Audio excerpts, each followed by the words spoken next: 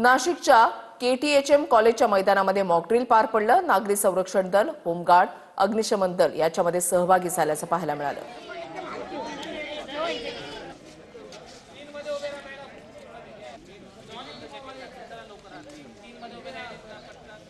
तर इकडे पिंपरी चिंचवड पालिकेच्या मुख्य इमारतीच्या आवारामध्ये मॉक ड्रिल पार पडलं। NDRF, SDRF, जिल्हा प्रशासन, पोलीस, अग्निशमन दल, विद्यार्थी या मॉक ड्रिलमध्ये सहभागी झाले होते।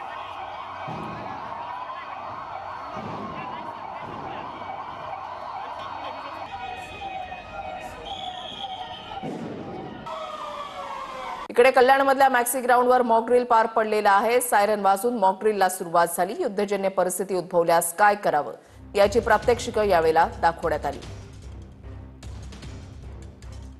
सायरन वाजताच मॉक ड्रिलला सुरुवात झालेली आहे। युद्धजन्य परिस्थितीमध्ये स्वसंरक्षणासाठी नेमकं काय केलं जावं याचं प्रशिक्षण दिलं जातंय आणि त्या संदर्भातले आदेशच केंद्राकडून देण्यात आलेले आहेत आणि त्यानुसार मॉक ड्रिल हे ठिकठिकाणी पार पडतंय।